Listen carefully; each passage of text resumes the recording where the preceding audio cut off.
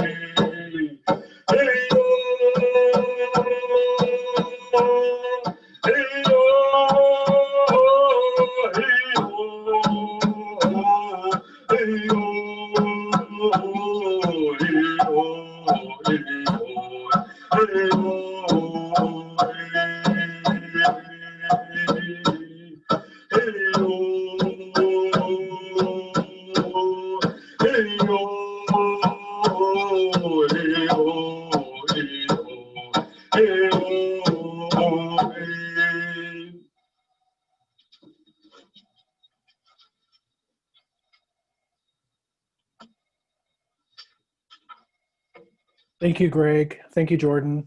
That was really beautiful. I'd like to offer a few remarks on the importance of Indigenous Peoples Day. And for this area, it started in the year 2016. The mayor's office was working on a resolution to declare an Indigenous Peoples Day on the same day as Columbus Day. And I felt really great about that because, there's a pretty bad history here with Columbus, and what he brought to America was he didn't just, discover us. We were already here. And what he brought with him were centuries of hardship on Indian people, with a lot of people dying and land being stolen. So it's not a pretty history for us. And even as a child, I looked at Columbus Day as something that was very, very uncomfortable. And when the city decided they wanted to add Indigenous Peoples Day, that made me feel really good. It felt like I was finally being appreciated for my culture, my heritage, and my background. And they followed it up annually with their own proclamations. And also Multnomah County has been doing their proclamations.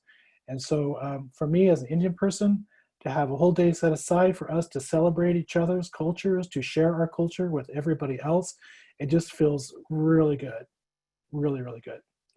So to me, that's what Indigenous Peoples Day means, and we're here as a means to celebrate our cultures. Next, I want to introduce a good friend of mine who is representing the Jewish Federation of Greater Portland, and we have recently started a partnership with them. And so now I'm introducing Greg Blauer, Jewish Federation of Greater Portland. Thank you. Thank you, Paul. Again, I'm Doug Blauer. I'm so happy to be here. And first I want to say thank you to Paul and Nea and the folks, Jordan and Greg at the Confederated Tribes of Grand Ronde. I'm honored to be here tonight, actually, to say the least. We've started a great partnership, but let me just start by saying that this webinar series came from our recognition in multiple communities that we have a lot of divisiveness, obviously, and polarization, and that it was time for us to do something about it. So in trying to bond together in fighting hate and discrimination, we decided to start a webinar series. It started this month on October 6th with the Black community, launched a terrific webinar identifying discrimination in the state of Oregon, and the experience that they've been through. Each community in Oregon, unfortunately, has a whitewashed history. I know that my family's been here since the 1800s, and growing up here, we didn't really learn much about what has happened to the Indigenous communities, what has happened to the Latinx or the Black community. And we too in the Jewish community have a story that's painful. So we all have our stories and we all have our pain, and so we decided to come together to create this webinar series. To focus basically on tools and solidarity, on ways to build bridges and push back against this climate of divisiveness in the community and in our country. I'm really grateful that we were able to do this. We've got six webinars that'll be happening between now and spring, culminating in a summit between the Black community, the Latinx community, the LGBTQ community, the Asian community, Jewish community, and obviously the Indigenous community. These 6 webinars will lead to a summit, hopefully in person on May 26th, 2021. Hopefully this will work out. If not, we will definitely do it virtually, but I'm hopeful that we'll be all together for a summit that we're going to start planning in October together as a group to highlight how we want to bring everyone together and what we want to focus on in that summit, which will be giving everyone an opportunity to discuss their community's history of discrimination, as well as tools and how we can work together to move forward and really do what I try to teach my kids, which is tap into the fact that most people are good and that most people are longing for connection. Most people are longing to be at peace and to be at peace with their neighbors. I think that we have an opportunity in Portland, especially, to bring each other together. We'll be much louder than any haters in the world or in the city. And we have an opportunity to really make this country and make our state and city what it really should be, which is a land of freedom and justice for all. So I'm really honored to be here, and I'm honored to be participating and to kick off this beautiful webinar, but I will slow down on my comments and yield back to my brother, Paul. Thank you. Thank you, Doug. We're so glad to be partnering with you and the Jewish Federation of Portland. Next, I'd like to introduce Danny Ledesma, who's been a good friend of Nea and a good friend of mine for many years too. Danny Ledesma will be leading us into a panel discussion about history and racism. So turning it over to Danny. Thank you. Thank you, Paul. Good evening, everyone else. My name is Danny Ledesma, and as Paul mentioned, I am a big fan of the Native Family Center and of Paul in particular. I am Latina and Apache, and I serve as the Racial Equity Social Justice Advisor to Portland Public Schools. And tonight, I am so thrilled to be part of this conversation with so many really just phenomenal Native Indigenous women leaders. And so I'm going to introduce them briefly and ask them a couple of questions, but then encourage our participants to ask questions. So we'll have some time at the very end to be able to do some Q&A. I'm joined in my panel with Siadam Edmo. She is the executive director of the MRG Foundation. She is fierce and friendly and just an amazing leader that we have here. I'd also like to introduce Jolene Joseph, and she is the executive director of the Native Wellness Institute. And I'm really looking forward to talking more with her. We also have Laura John, who is a tribal liaison for the city of Portland. This is our state's largest city. It's a huge bureaucracy, and Laura has a very significant role. We're very, very lucky to have Laura with us. And then we also are joined by Dr. Leneda Warjack, an Indigenous scholar and activist. And so we're very, very fortunate to have these women who are here with us tonight. I want to start the conversation, if we can go to Jolene. I'm wondering if you can tell us a little bit more about the Native Wellness Institute and the work that you do there. And I was wondering if you could talk to us about the role that racism and the history of trauma for Native people have played in your journey in the Native Wellness Institute. Okay, great. Thanks, Danny. And happy Indigenous Peoples Day, everyone. So the Native Wellness Institute, we're a national nonprofit organization. I like to say that we're a social profit because the work that we do benefits society. We're located here in Oregon, and we work with tribes and agencies across the nation. We're celebrating our 20th year right now in the middle of a pandemic and protests and the whole thing, smoke and fires, all the stuff that we've had. We exist because of the lasting impacts of historical and intergenerational trauma. And that was really based in racism. And my definition of racism is white supremacy. So colonization is based in racism. Colonization is what happened to our people historically, and colonialism is the ism that continues to play out today. And we see that play out in every corner and pocket of our society today. And more importantly, my organization exists to bring about healing, because we know that healing is the answer to trauma. And so we work with communities and families and individuals, young people, elders, and everybody in between to provide information and to help our people connect the dots between the lasting impacts of trauma and behavior. And then more importantly, to provide opportunities for healing.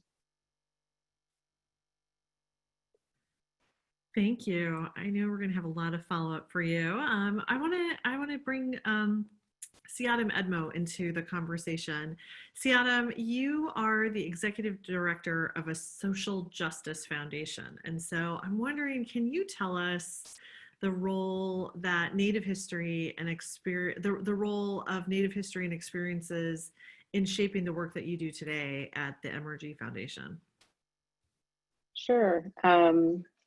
Hi, everyone. I'm Siadam Edmo. I'm Shoshone Bannock, Nez Perce, Yakima. And my family locally is from about 90 miles east of here, Celilo Village. And for me, the role that that history plays and my family history plays and what I do is, I would say it's essential. I mean, it's the driving force behind everything I do, and particular to MRG, we're a different foundation. we were established with both a board and a activist grant making committee. So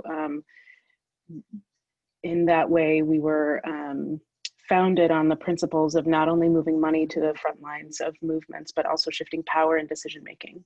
And that's core to what we do. So interestingly enough, we have a long history of funding in tribal communities. We were established in 1976.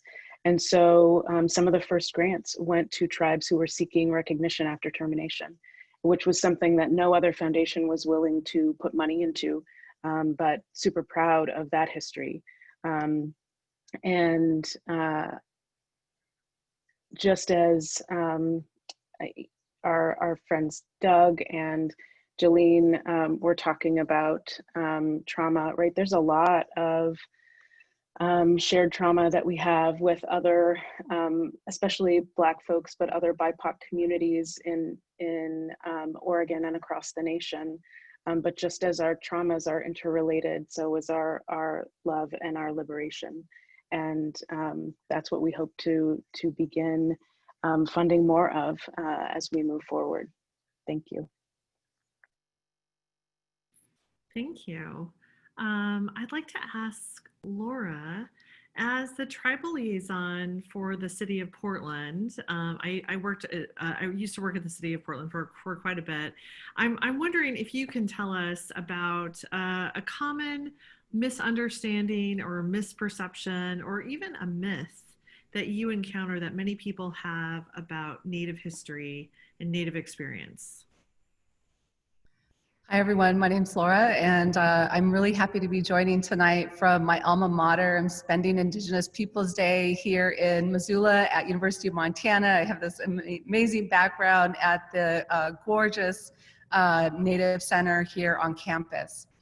One of the biggest misconceptions that I experience in my role at the city is that when we're talking about treaty rights, a lot of the work that I do as my role as a tribal relations director at the city is to provide technical assistance and coaching internally to the 6 elected offices and the 26 bureaus, as well as working government to government, handling the diplomatic relations between the city of Portland and tribal nations, and also to advocate and liaise between the city and the Portland Native community. When I'm talking to non-Native people, one of the biggest misconceptions that they have is that treaty rights were given to Native people. They do not understand that our ancestors who were there when those treaties were created, that they, even though they didn't speak the language of English, they understood, they were so smart and understood that there was a new world coming to this land, to our original homelands, that they put into those treaties that we would retain rights in exchange for land. That's a huge misconception, and that's in the vernacular. So a lot of the work that I've been doing with regards to that misconception internally at the city is to correct that and get internally the city of Portland understanding the accurate narrative when it comes to that legal precedent of treaty rights. Thank you. And Laura, you are joined in Montana with Dr. Warjack.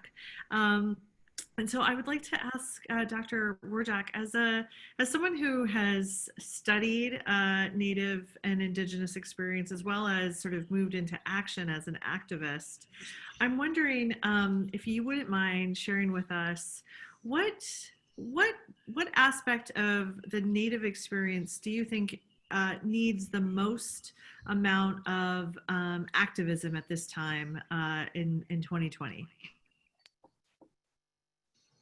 Hi, I'm Lenita Warjack. I'm from the Shoshone-Bannock Reservation in Fort Hall, Idaho. And I think there's just so much ignorance about Native people and what happened to us in our country that has caused so much discrimination and ignorance and a lot of racism. And it's just because of the lack of information. They don't know the system that we live on the reservation through the federal government, which is separate from the state system. And we can only elect our tribal leaders. And above them is the Bureau of Indian Affairs, and that's under the Department of Interior, along with Fish and Game and Wildlife and the other departments under the Interior Department. So there's, so we really don't have any voice within the system where any legislation coming out of Congress is just put on us where we don't have a voice.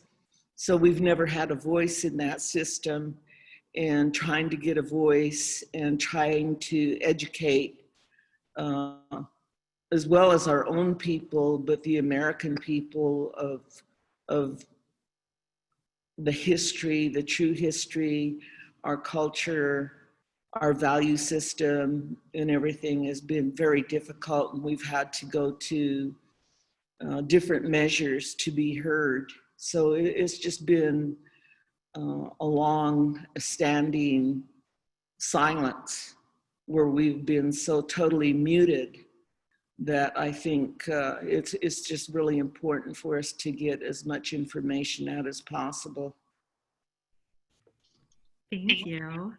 I'd like to come back to Jolene because in hearing everyone's answers, I'm wondering if you can maybe give us some advice, Jolene. There's so much about our shared history that is at the hands of active racism, that you talked about the colonization. And at the same time, there is so much silence, current silence about our experience and the silence of that, the trauma that so many people experience. And I'm wondering if you could tell us, maybe from a wellness position, sort of how does an Indigenous person cope with that silence and with that unknown that's out there, despite the fact that there's such a deep level of trauma? Yeah, great question. Thank you. So the silence is deafening, right? The silence is deafening. And how Native people cope with it, there's a huge spectrum of how we cope. And we saw some ways that people cope last night happen in Portland, right? Like there's just a continuum of how people cope. And so this is why understanding the historical perspective is so important. And even for our own people, like when we start talking about historical or intergenerational trauma, sometimes the answer is like, oh my gosh, we're still talking about this. Can't you just get over it already? And then we have people from, outside of our community saying the same thing, And oftentimes when we don't understand our own history, it's challenging for us to connect the dots, right? And I always say that healing is the answer to everything. And it just doesn't mean that Black and brown people need to heal. It's like white people need to heal as well, because that is the root of racism, right? And white people need to do their own healing so that racism can end. And for our people, I want to share a story. About 7 years ago, we had this veterans gathering, and we invited John Trudell to come and be one of our speakers. And John Trudell was in the Army, and he didn't talk a lot about that. But while he was there, it was this big encampment, and he stayed there the whole week. And I was visiting with him, and I asked him about his involvement with the American Indian movement. And we know that was a movement that happened in the 70s that really sparked all kinds of movements in Indian country. And I said, do you have any regrets? And right away, without hesitation, he said, yes. He said, I wish we would have started from a place of cultural humility instead of cultural pride. So really coming from a place of humility first. And I share that because when that is a cultural value, that's a traditional value that all tribal people have, is coming from a place of humility. And when we come from that place of humility, we understand and we know our place within humanity. We know that everyone belongs in that circle. And that's really reflected what's happening in our country not just today, but this is another lasting impact of colonialism. It's a ism, it's alive and well today when all human beings don't see themselves as a part of that circle, right? And some people see themselves above the circle. Some people see themselves below the circle and not even a part. They don't even feel like they belong. And so for everybody that's tuning in today on the webinar, that's tuning in on Facebook Live, you know, this time in this pandemic, you know, we're going into a season of reflection. Like, it really is a time for all of us to really pause and to take a look at, what do I contribute to humanity, down from our own lives to our families and into our communities. What am I contributing, and what can I do to be a better human being? Thank you. I think that's really, really great advice, and also just the sort of given the times that we're in. And, you know, Laura, I'm wondering if you can maybe speak to the times that we're in from the perspective as your role. We had some questions and some comments where a lot of people really don't understand the rights or the relationship between Native people on reservation, urban natives. And I'm wondering if you could reflect on the rights that we do have as Native peoples, and maybe bring some clarity there. Sure. One second, technical difficulties. There we go. It's a little challenging. We have 2 cameras in one room.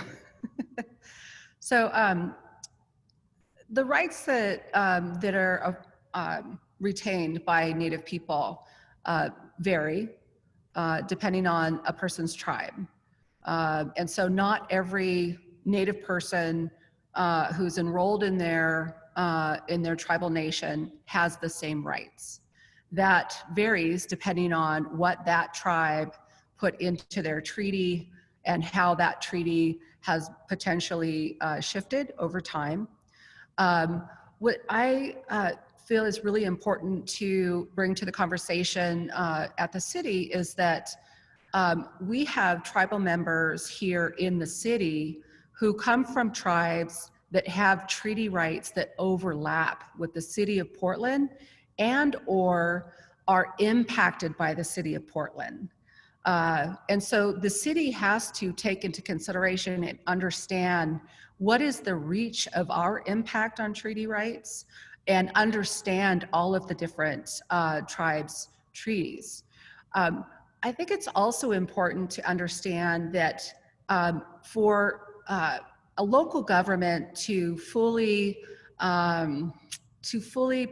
provide good programs and services to the urban Native community, that we have to keep in mind that all Native people that are here in Portland or there in Portland, they come from a tribal nation, whether that tribe is in the region, close by, or if they're far away. I find it so fascinating that the census indicates that, for example, the first and second largest representation according to census data in the Portland metro area are Cherokee as well as Navajo tribal members, or people who identify as Cherokee and Navajo. In a gold standard, that means that we as a city should be in communication with those tribes to let them know, here is what we're doing to ensure that your tribal members have the opportunity to thrive, they have access to economic mobility, they have access to jobs, and that the city is doing everything in our power in order to ensure that they have prosperity and that their needs are taken into consideration. Thank you. Sianam, I want to bring you into this conversation. I was really moved by what you talked about earlier when you talked about how that there's, between Native people and other people of color, that there is a shared trauma But that means that our liberation must be shared as well. And I'm wondering, as we hear both Jolene and Laura talk about sort of our rights, our responsibilities, opportunities for reflection, I'm wondering, in your role at MRG, if you've done thinking about, like, in terms of ways to sort of resist and to get activated as Native peoples. Do you see avenues for sharing that with other people of color? For example, we had someone who mentioned reparations. Is that something that is a shared idea? Yeah, I saw that on the chat. They were asking, is reparations under discussion? I was like, when is it not? Like, of course, like, let's talk about it. Thanks for that question. That's hard. What I would first say is, if we limit the discussion of the treatment of tribal people only to federal Indian policy and law, and we're missing a huge part of the picture, right? We're missing the piece where that's a part of a larger oppressive machine that also disenfranchises and other people as well. And it's to the benefit of predominantly white wealthy folks. So when we're talking about, I mean, and I come from issue organizing, so I think my language tends to be a little bit more colorful, I guess I will say. When folks are talking about things like displacement, or I view that as very much, when we hear about Native people being displaced through land claims, et cetera, we were dispossessed. We were dispossessed of the thing that had the largest wealth, which was our land, where we're from, and not the same, but similarly, Black folks in the history of the dispossession of their bodies and exploitation of labor as slaves. Like there are threads in there that really bind our histories together. One thing that we saw, which was interesting this year, we established the Since Time Immemorial Fund, in part because I think it's messed up. I think it's messed up that when tribes have an economic enterprise such as a casino, that they have to have a state mandated giving, right? So tribes sign compacts with each of the states if they want to have a casino, and then they're told where to give, how much to give, and to whom to give, right? And it sets up this narrative, I think a totally messed up narrative about who owes whom what.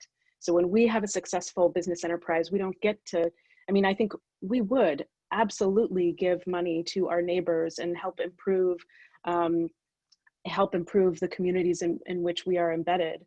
But the state mandated giving that tribal foundations must participate in, I think it sets up the wrong kind of narrative. And that non-Indian foundations are not obliged or obligated in any way to give to tribal communities, and oftentimes treat tribes as if they're nonprofit organizations, which is also totally messed up. So we established the Since Time Immemorial Fund with many other foundation partners in the region, and what the grant makers decided to do was really beautiful, in that they wanted to kind of intentionally put the money in three different pots. One, they thought that there wasn't enough coverage in predominantly white news about Indian people and how the coronavirus pandemic was impacting us. So they wanted to fund that happening. The second pot was just for the funds to do some funding in Indian country around systemic change and the folks that were organizing it. But there was another set of money that they put aside, about 25% of the dollars, intentionally to do a celebration. And they wanted to fund that celebration, the celebration that they see our tribal communities having when this pandemic is over. And it was a reminder to us as an organization and the communities that we work with about, this very long history of survival through pandemics that we have as Indian people, and to really value one another and love one another as much as we can. Thank you. Dr. Warjack, we're getting some questions. I'm wondering if you can answer maybe a 2-in-1. We had a question from someone who asked us, what are the top few actions, speaking of activism, what are the top few actions that non-Native Americans can take to give Native Americans voice and empowerment? So kind of going back to your earlier comment about the voice. And then if you were going to suggest a book for that person to read along with that action, what would you suggest? Well, in terms of things that they can do, I think it's before they do anything, they need to educate themselves and they need to know what we're about.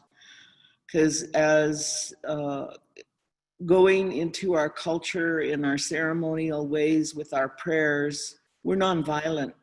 Any action we do is nonviolent, because if you're a praying person, violence isn't anything that you would participate in. I was, when I was a young person we took Alcatraz Island to protest the government's treatment of our people and lack of enforcement of the treaties.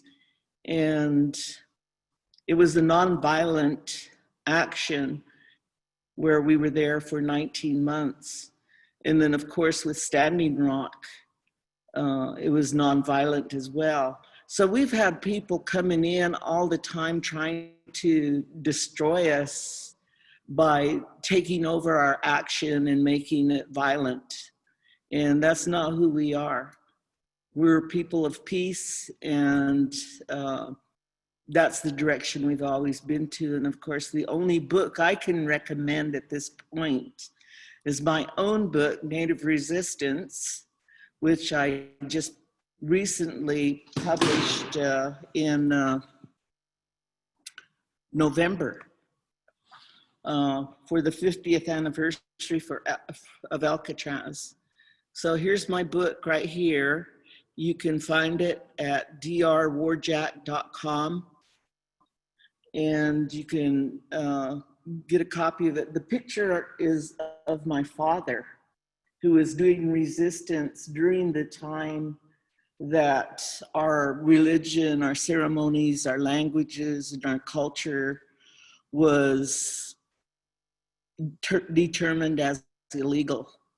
So here he is, carrying on the ceremonies during that time. And, we face punishment for that. So it's just maintaining our cultural values and the ways of our people that we've done for centuries. But when you're met with a violent action, like what happened during the genocide, it just forever changed us. And it's been difficult for people to get back to who we were as our original selves, as people of peace. And a lot of that has been exploited and stereotyped, because we're the wild Indians and the savages. So that's why I say it's really important to understand who we are as a people, and to know our history and our culture. And we're happy to share, and we do. We share our information and our knowledge, but we don't like the exploitation as a result either. So I guess that would be the main thing that I would like to say, is that as Native people, we are nonviolent. And during the occupation of Alcatraz, it was that way. And prior to that, the Third World Strike at Berkeley, where we established ethnic studies, we did in a nonviolent fashion as well, even though all the forces came in with the pepper spray and the unshielded bayonets and the beatings that happened to all of our people at that time, which was the Blacks, the Chicanos, the Asians, and Native American students, we remained nonviolent throughout that whole time to establish ethnic studies. And we were successful in getting our departments established within the system and the university. But then, of course, where did it go from there? There's still not much education going on where we're getting our true history out. It's I haven't heard much about it yet. So there's a lot to be done, and that was what 50 years ago when we did that. So we're still working at it, still at it. It's a continued challenge, and I'm really happy to see the people that are doing everything that they can as well. People like Laura John, and of course we have Michelle Guzman here, who's the director of the Native American Center here in Missoula. And of course we thank her for hosting us here as well. Thank you. Thank you. So we have just a few more minutes left. And so I want to maybe sort of transition us into some lightning round answers. So we've got a couple more questions out there. Jolene, you did such a great example of talking about the difference between colonization and colonialism. And I'm wondering if you wouldn't mind just continuing a little bit more of that education for us. We had a question around what are some examples that you see of colonialism that are impacting Indigenous peoples today? Maybe you can give a couple of examples. Okay, sure. I could be here for weeks. So one thing I wanted to share just briefly, in the U.S. Declaration of Independence, our people are identified as merciless Indian savages.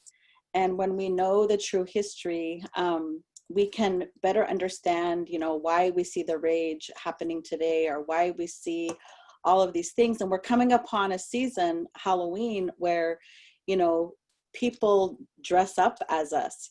Last year, this little girl came to my door to trick or treat. And I said, "Oh, what are you dressed up as?" Because it was so obvious. And she goes, "I'm a Native American." And I said, "Wow, so am I. Like in real life, so am I." And I said that to her parents, because her parents were standing right behind her, and the parents just looked at me, and the little girl just looked at me. But people want to, how to take an action, like, don't dress up as us. We're not characters. And if you see that, like, say something, right? We're also coming up on another season that is known as when the Native Americans and the Pilgrims came together and had this awesome dinner together. That's the only thing that people know about us. So it's like one of the way that colonialism plays out today is, for example, there's a governor in a different state who is only allowing one polling place per county. Like, that's a way that colonialism continues to play out today, right? By trying to suppress our voice, by suppressing our vote, as an example. When we have way more brown and Black people in prison systems, that's another way that colonialism plays out today. When we have more brown and Black children being expelled from school or taken out of the classrooms and sent to the principal's office, that's another way that colonialism still plays out today. When you go into an airplane pre-pandemic and you only see white men sitting in first class, that's another way that colonialism continues to play out today. Like, we can go on and on and on. When you go to school, whether it's elementary school or middle school or high school or into the university system, and you don't see people that look like you teaching you, that's another way that colonialism, plays out. So it literally goes on and on and on. And when we take that time to sit and reflect, like, that's a good reflection question. How does colonialism continue to play out? Like, that's a great reflection question for all the 386 people who are on this webinar and the other people who are watching Facebook Live, is to, like, really think, how does colonialism still play out? And how do I contribute to that?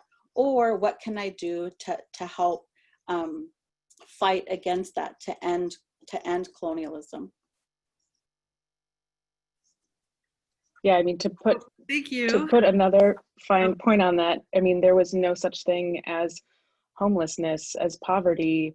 There weren't missing and murdered Indigenous people before 1491. Those are also ways that it's played out as well. Thank you. Thank you. Thank you for getting in there, Siadam. So I think, unfortunately, I'm getting the hook. So we are going to have to close our panel, but I just want to encourage all of the participants to find all the information. Please learn more about MRG Foundation, Dr. Warjak's book. We got, please do that. Find out more about Laura John's role at the City of Portland, and certainly check out the Native Wellness Institute. Encourage you all to continue the conversation, continue that reflection. I think Jillian gave us really good and powerful advice. And to all of our panelists, thank you so much. It was just an honor to be able to be in conversation with you this evening. And so I'm going to turn this over to the fabulous Paul Lumley. And thank you for your time, everyone. Thank you, Danny, and thank you all of the panelists. Just want to give you a big old virtual applause. You all were amazing, and the chat room was full of beautiful comments and other resources to investigate on your own time, including additional books to review. I want to identify a couple of things that you all can do proactively, that you can do to support and advocate for our Native friends in the Pacific Northwest. And one of them is, I want to talk about Senate Bill 13. It's passed in the Oregon legislature a few years ago, requiring Oregon history to be in our curriculum, in our history books. And as a young Native boy growing up on the Yakima Reservation, I always thought it was so weird that we were not even in the history books. And so this will require, and as for those of you who are parents with children, to sit down and read that history with them and let them know that you also take a history and take active interest in this history. Another thing I want to bring up is a way for you to help us retire a racist logo from the Winterhawks. We have reached out to them. They are not being very responsive at all. And NAIA has organized a petition that you could sign, which I have just now placed in the chat room. And for those of you who are on Facebook Live, Sasha Bartow-Smith is going to be posting the link as well, and it'll be on NAIA's Facebook page in our advocacy section. So next, we are going to move over to our video. We have a video we're going to show of the Nurchoki Ku Powwow, which was produced by Zach Kramer Studios, LLC, and it's of our Portland All Nations Canoe family. It's about 5 minutes, and for those of you who have the means to go to that petition web link and sign the petition, we encourage you to do that as well. Video is about 5 minutes long, and we'll be back in just a little bit to hear from the Grand Ronde tribe on their beautiful history as well. Thank you.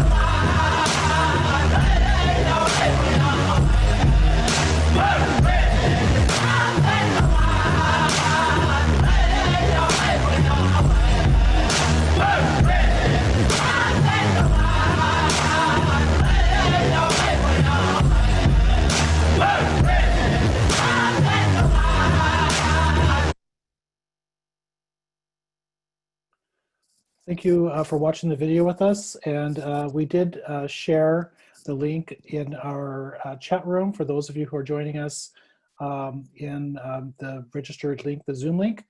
So that's in the chat room to sign the petition if you so choose. And I'm hoping that by now somebody has posted it on Facebook too, but it'll also be on the NAIA website later. So hope you sign the petition. Next, we're going to hear from the Grand Ronde tribe, and they're going to walk us through their history. So we're going to hear next from Jordan Mercier and Greg Archuleta.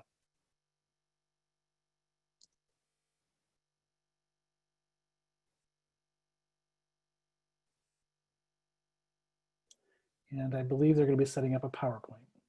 So it might take just a second.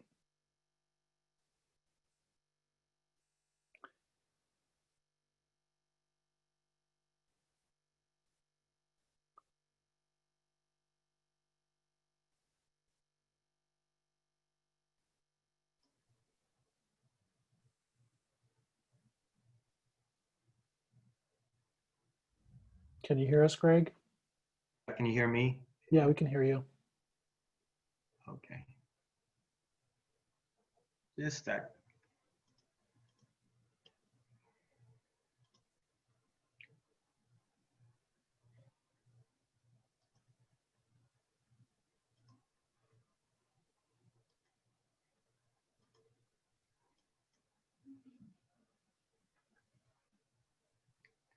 Sahayam, everybody, and just like to thank everybody that shared today. And I think as we do this presentation, you'll see that there's a lot of kind of commonalities that you'll see in regards to the discrimination and things that have happened to Native people across the land. And so tonight we're going to share some of our experiences from Grand Ronde. I'll kind of do a short history here real quick, and then Jordan's going to share about multi-generations of his family and their experiences.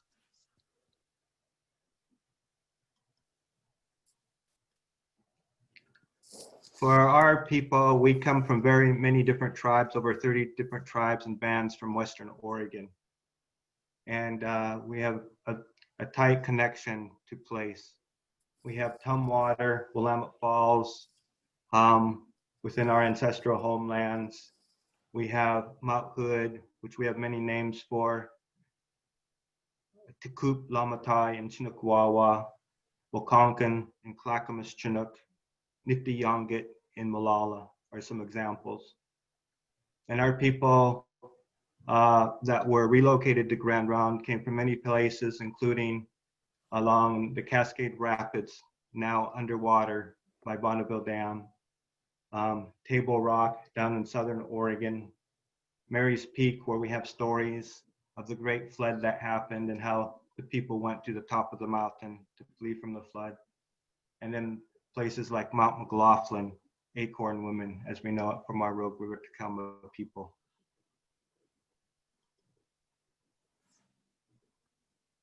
Our lifeways were very varied here along the Columbia River.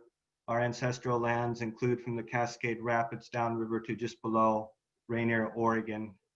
And then the Chinooks up at Willamette Falls.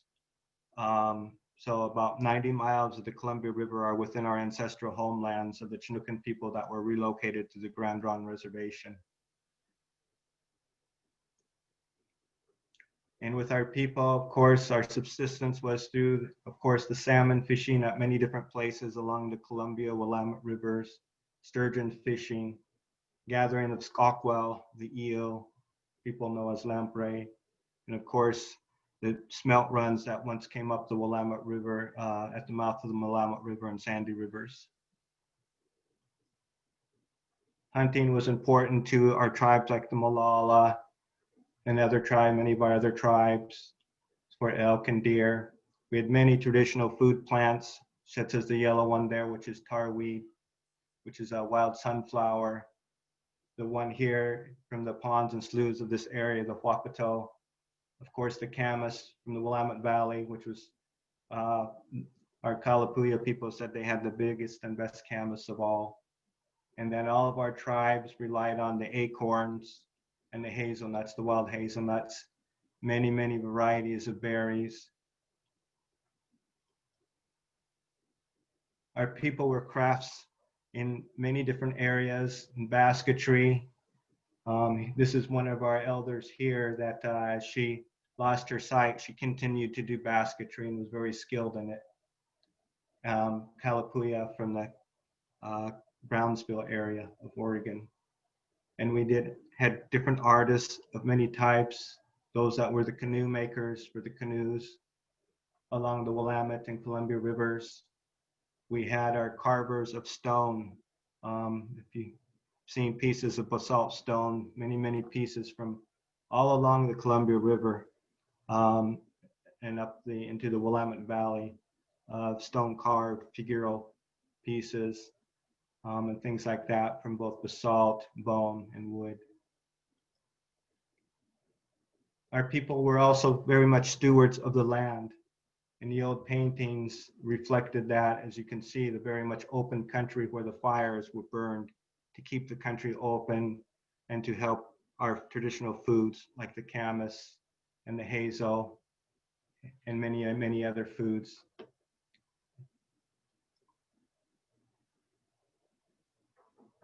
Our tribes at Grand Round include over 30 tribes and bands, as I mentioned, and we have 7 different treaties, including the Willamette Valley Treaty of 1855, which included the Chinookan people along the Columbia River and the lower Willamette River, and then the Kalapuya people of the Willamette Valley, the Molalla people from along the Cascade Range, the Umpqua people from southern Oregon, Rogue River Takelma people, Shasta people, and Athabascan peoples.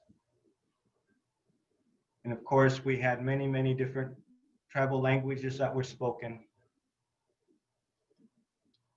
So we have the treaty with the Umpqua Cow Creek Band of 1853, the Rogue River treaties and agreements of 1853 and 54, the treaty with the Shasta of 1854, the treaty with the Umpqua and the Kalapuya of 1854, and then the Willamette Valley Treaty, the Kalapuya Treaty, etc. of 1855, and the 1855 treaty with the Southern Molalla. Under these treaties, the people were marched. We have several trails of tears, not just one, as the different various locations. We have those that were marched from the Columbia River and Oregon City to Dayton and then to the Grand Ronde Reservation. We have our Trail of Tears story of the Rogue people, Takelma people, Shasta and Umpquas that were marched from the Table Rock area in the winter and then walked all the way to Grand Ronde. With the removal of our people, there was the reservation established of about 60,000 acres, and it was established by executive order in 1857. It wasn't long though before the DAOs, or the General Allotment Act, happened, which gave individual allotments to head of households. And with that, and not by 1901, anything that was not given to a head of household was determined to be surplus. So our reservation shrunk by over 26,000 acres. And then in 1934 was the Indian Reorganization Act, which essentially set up a constitutional form of government. And again, as we talk about colonialism and trying to make people, similar forms of government, taking away our tribal governments and things like that. And then in 1956 came the Western Oregon Termination Act, which severed the relationship between the federal government and the tribe. The reservation was closed, and at the end, our tribe had about 5 acres of land that was left, our tribal cemetery. That's all that was remaining. And through that reservation period, of course, many of our people ended up going to the boarding schools, primarily Chemawa, being in Salem, 30 miles from the reservation. And we have many, many different stories of our tribal members telling their experiences about being at the boarding school and having their hair cut, being dressed in the uniforms, and being away from their families.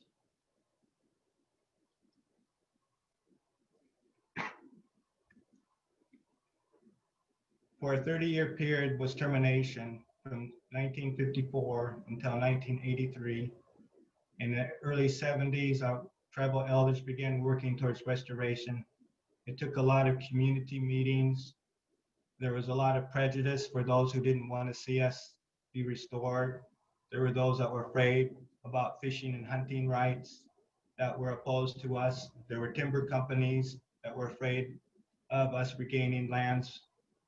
And so there was a lot of opposition, but over hundreds of meetings and working with the congressional delegation, we were able to get restored November 23rd, 1983. And then in 1985, we were able to get 9,800 acres of the former reservation of 60,000 acres returned to us. Since that time, we've been a rebuilding community.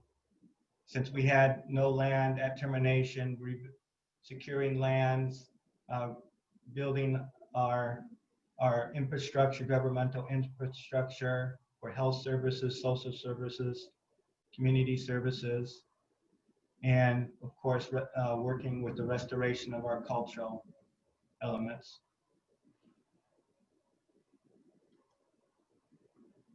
This is our longhouse that we have now in Grand Ronde, where we're able to celebrate our culture with our traditional dances and songs.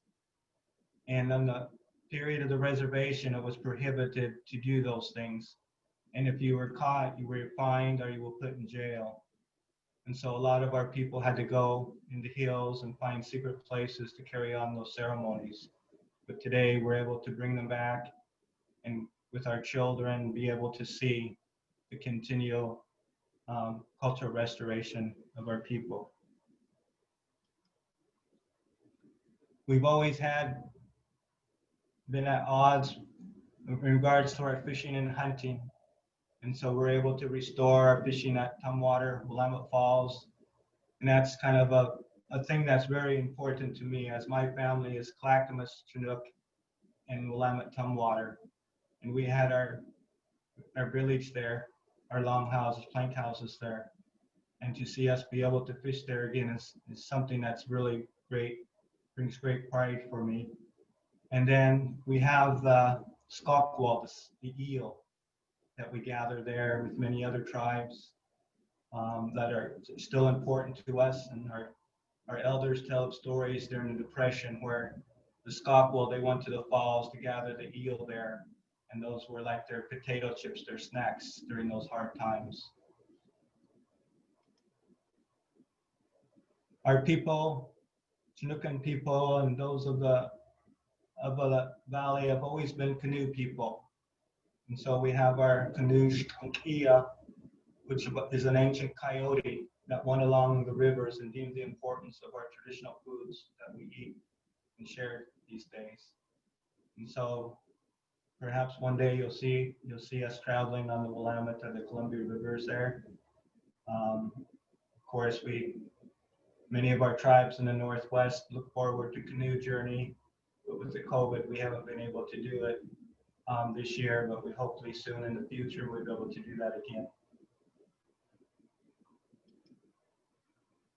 And thank you. And then now I'm going to turn it over to Jordan, who's going to share about his family experiences.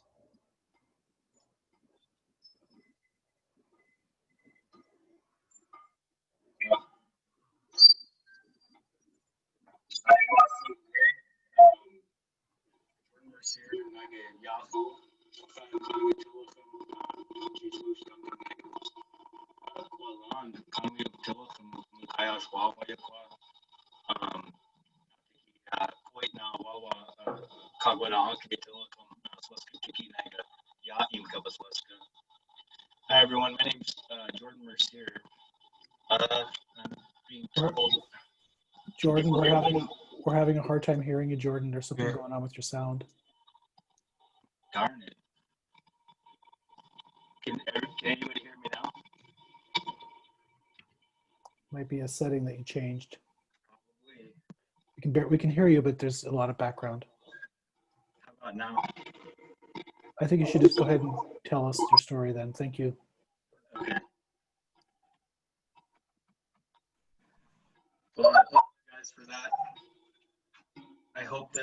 some of what I say can come through. But I just wanted to thank all the everybody else who shared tonight. You know, it's really inspiring words. Happy Indigenous People Day, you know, to everybody. I want to thank the Jewish Federation and NEA and all the broader community that's with us tonight to learn about us. Appreciate you being here. And just all the Indigenous people, you know, from all the different communities. That's everybody that's experienced colonialism. That's our shared history, our common thread. So I'm talking to you now from the Chachalu Museum and Cultural Center on the Grand Round Reservation. I work here for the tribe as the Cultural Education Coordinator. I'm a tribal member. I'm from the Clackamas, Chinook, the Halpum, Santiam, Kalapuya people in the Willamette Valley, and then down south in the valley from Yoncalla and Cow Creek, Umpqua, and Takelma, my main tribes, but pretty much have ties throughout Western Oregon with my family. And so what I hope to share with you is just a little bit about our experience of colonialism, which has all the common threads that you've heard. But we have our own experience of that here in Western Oregon. And most people aren't aware of that history. So hopefully this will be helpful to you, those of you who are learning about our history. But I want to tell that story through some of my ancestors, and just by highlighting some of their stories, hopefully that'll paint the broad picture, you know. And with a little bit of time I have, probably like 6 or 7 minutes, you know, it's going to be very broad. Apologize if I gloss over anything that needs to be said. But I wanted to start with, this is my analog PowerPoint. You can't fail me, I don't think. So here's a picture of Indian Mary. And she's from the Rogue River area down in Southern Oregon in Medford, the Medford area in general. And that's the Grants Pass, you know, Jacksonville, those are the cities down there now. There was a gold rush down there near the 1850s. And when that happened, there was an onslaught of gold miners and settlers and different people came in there. And with gold fever, as we know, comes extreme violence. And so our people down in Southern Oregon had a different experience of that, of colonialism here in Oregon down there. It was very violent. I'm not going to get into the details of that, but there were just many brutal, cold-blooded things that happened down there. And I want to talk about Indian Mary because she was 14 years old during that time. And we have a story that we know, not only through our oral histories, but through the journals of the militias down there and the federal troops that were in the area during what we call the Rogue River Wars that lasted a couple of years. And Indian Mary, she led a battle called the Battle of Hungry Hill, where it was just her and a couple of dozen of her family up in the hills, and they were fighting and resisting being removed from their lands. And she led her family in battle on horseback. And there's just countless journals from all these different people who were in that battle that just described their ability to fight. And they ended up winning that battle. And it's one of the few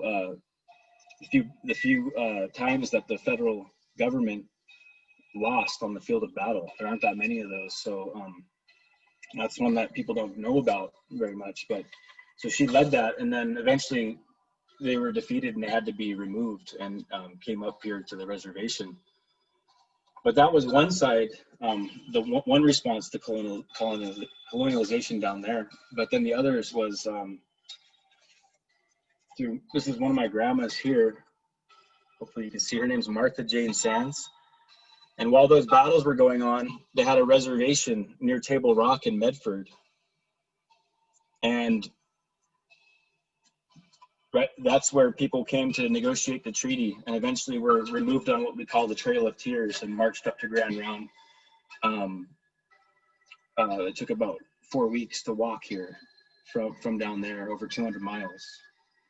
And the way people were treated back then was just kind of what you've already heard about. The view of us was that we were like animals, like children, that we were wild, but that we could be tamed. And then there were all these things that the government was trying to do, and the policies they put in place to do that, to put to civilize us, is kind of how they talk about it. And so they eventually removed us to the Grand Round Reservation, and same in the north of the valley and in the Portland area. All those people that came to Grand Round under those treaties ended up on a reservation that they couldn't leave. And there was a military fort here in Grand Round that guarded the only entry and exit from Grand Round. And so, like Greg said, there was over 30 different bands and tribes here, and over 11 different languages spoken, most of them mutually unintelligible from each other. And that's the language I was introducing myself to you in, was Chinook Wawa. And that's the hybrid language that was formed so that all those tribes could communicate with each other here in Grand Round. And also has a regional use too, but we have our own version here in Grand Round that developed just through that process of everybody coming together like that. So once on the reservation, people were pretty much forced to start assimilating. And the main ways they did that, which is pretty much how they did it across the country, was through religion, through having a missionary here, a Catholic missionary, and through education in that missionary, and through suppressing ceremonies, suppressing use of our language, and then removing the children from their homes. So the next people that I want to show you is one of my grandpas here, John Hudson. And then this is one of Greg's grandpas right here, John Machino from the Clackamas area. Now, John Hudson grew up during that time. He was born here on the reservation in 1868. And they didn't build the boarding school here until about 10 years later. And another one from that time is Louis Canoyer right here. He was at Tualatin, Kalapuya. And this book that I'm holding is his autobiography that he actually told to an anthropologist from the University of Washington. He told his whole story in Kalapuya and then translated it. And now there's this book you can get where you can read it and you can see the Tualatin language side by side with the English translations. But he talks about his whole experience during that time, of how one day the agent here in Grand Round called everybody, all the heads of the households and different tribes, all the headmen together, and said, we built a school and you have to bring your kids here in 3 days. Anybody who doesn't do that will be put in the blockhouse, which was the jail up at the fort overlooking the reservation. So there was no choice but to give up their children, put them in this boarding school. And so that's what happened to my grandpa here and to Louis Canoyer. They went there and they had to be in that boarding school for 30 days at a time. And then they were allowed to come home for 2 days to see their family. And so they weren't allowed to see their family for 30 days at a time. And in that school, haircut, not allowed to speak their language. If they did, they were punished. They'd actually use the blockhouse for punishment. They put the kids into that old jail. And then the agent there too, they banned the ceremonies. And it's interesting because he talks about getting sick one time, and they tried to go to the white doctor and it didn't help him at all. And so they ended up doing a traditional healing ceremony, bringing in one of the old doctors, and they performed that ceremony, and he walks through how that was for him. And so anyway, I don't want to paint just a dark picture, but through all that, there was a lot of strength. You know, these men made the best of what they had. And we know these stories, a lot of them, you know, they were passed down through our families, but then having these texts right here, this is the one that my grandpa John Hudson did. This is the Santiam texts, you know, where he tells the same kinds of stories. He also tells a lot of our myths and economs about the creation of our land here in Western Oregon. And we have these sacred texts that we cherish today because they had the strength. You know, they didn't tell those stories until they were very elderly, and they were still able to speak their first languages. The Santiam for my grandpa, and then the Tualatin for Louis. And there's a lot of others from Grand Round who did the same thing with these anthropologists. And so the strength that they had to hang on to their language and also be willing to share it, you know, around the 1930s and 40s, at a time when it was not a good thing to reveal yourself as who you are. You know, to tell people that you were Native was a dangerous thing. But our elders and our ancestors had the strength to make best and become really good farmers, really good loggers, to serve their country in World War II. You know, they always had to prove themselves wherever they went because of the racist views on them, and they always did. So anyway, I want to move on now to another one of our elders who's still with us today. And this is her book. It's her autobiography called Standing Tall, and it's a biography of Catherine Harrison. Her and some of our other elders like Margaret Provost and Duke Kimsey and Merle Holmes, they all got together after termination, you know, and they decided that it wasn't right and they wanted to change that. So they all fought, and through a lot of bake sales and fundraising and community organizing and relationship building, they won restoration for our people. Despite all the odds being against them, they made it happen for us. And, you know, Catherine was born in 1924. She's 96 years old today, and she's living in tribal housing here. And she'll still tell you all those stories, and she's still just as sharp as ever. And so we really cherish her and everything that she's done for us, and that strength of coming from a really hard place of, you know, being sort of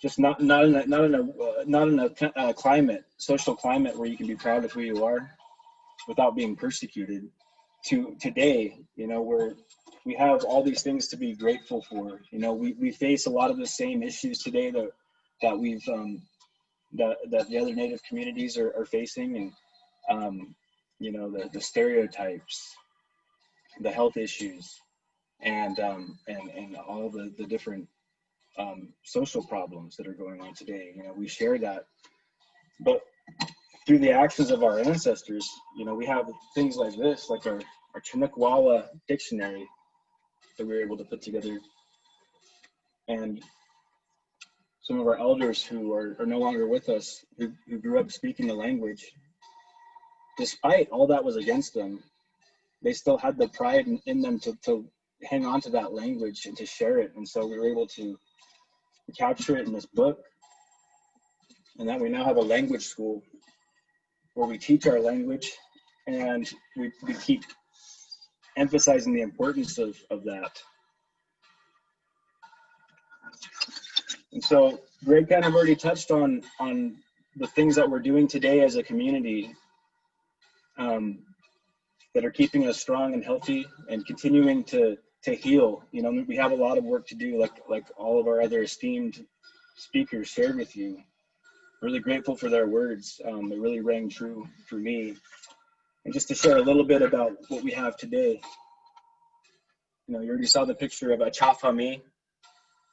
That's our longhouse where we have our ceremonies and our celebrations. The things that once were illegal on the reservation, we're now able to do, and do it in our own house, our own traditional house. We have our canoe, Stonkia, and we bring our youth and our elders every year on tribal journeys. I love that video, and it makes me miss tribal journeys because in the pandemic we're not able to do the things that I'm talking about. It's a hard time. It's a hard time for our culture, but I know it'll come back stronger after this. I think Greg even picked the same picture to share with you guys, but here's another picture of our youth in our canoe on canoe journey landing in Campbell River up north on Vancouver, BC. And then I had to share with you the next generation in my family. My daughter, she's there greeting our canoe landing there on the shore up in Swinomish. And so that's my future of my family, and just building off of the work that we've done that comes from the strength of our ancestors and all the foundations that they put in place for us. We're a strong community now, and we're a caring people. And throughout all the years, we've always focused on being giving and generous and always giving back to the community. And so I hope that this helps you in some of your understanding of the Grand Round tribes and the reservation here that's nearby Portland. And the one thing I wanted to recommend, if you want to know more, on our website, grandround.org, we have a curriculum that we've created here at the tribe to teach in schools, for teachers to use in public schools, but that's a free download for anybody. I think we have 4th grade, 8th grade, and then there's a high school curriculum, I believe, on there now that you can download for free. And it has all of our history in there. And Natikiwala Hayumasi, thank you for listening to me, and I'll turn it back over to Paul. Thank you. Thank you, Jordan, and thank you, Greg, for that very wonderful presentation on the history of Grand Ronde, and Jordan, your personal story. That was really moving. Just checking in on the petition. People are signing up. It looks like we just hit 200, which is amazing in just a short period of time. I encourage you all to share the petition link to your networks, and let's try to get to at least 500. That would be amazing. So at this point now, I'm going to turn this over to Jordan, who's going to provide us with a closing song, and then I'll close the program out when he's done. Jordan? Thank you, Paul. Just wanted to mention too, real quick, that song I sang at the beginning was a blessing song that we use here in Grand Round to open events, and that comes from my cousin Bobby Mercier, who's one of our traditional knowledge keepers here in our community. And this is another one of his songs, and it's a warrior song. And I'm just singing it for everybody who's continuing to struggle for social justice, and for everybody who's come before us in that struggle.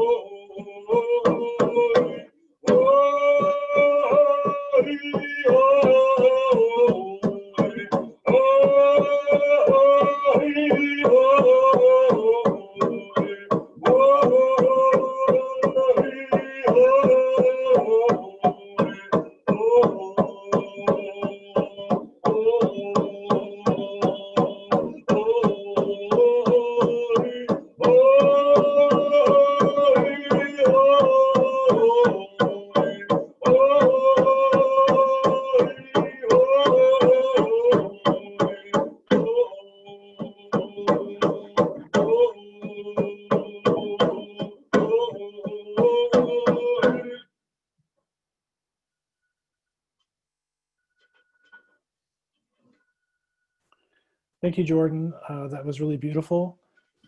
Also want to thank everybody for joining us tonight and for signing the petition. We're now over 220 signatures and it's still counting. This is just one proactive way to address systemic racism in our community.